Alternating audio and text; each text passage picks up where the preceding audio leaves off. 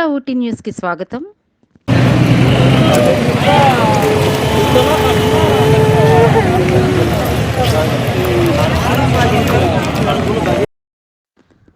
అల్లూరు జిల్లాలో 2 ద్విచక్ర వాహనాలు ఎదురెదురుగా ఢీకొన్న ఘటనలో ఒక యువకుడు మృతి చెందగా మరో ఇద్దరి పరిస్థితి విషమంగా ఉంది.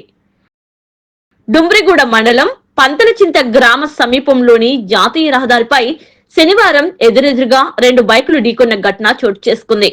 ఈ దుర్ఘటనకు సంబంధించి డుమ్రిగూడ ఎస్ఐ సురేష్ తెలిపిన వివరాలు ఈ విధంగా ఉన్నాయి.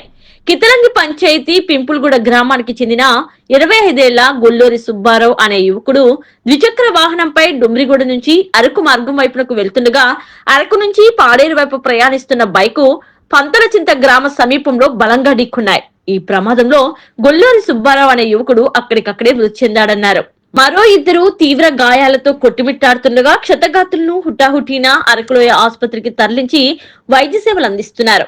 మృతదేహాన్ని అరకులోయ ప్రాంతీయ ఆసుపత్రికి తరలించి కేసు నమోదు చేసి దర్యాప్తు చేస్తున్నామని ఎస్ఐ సురేష్ తెలిపారు.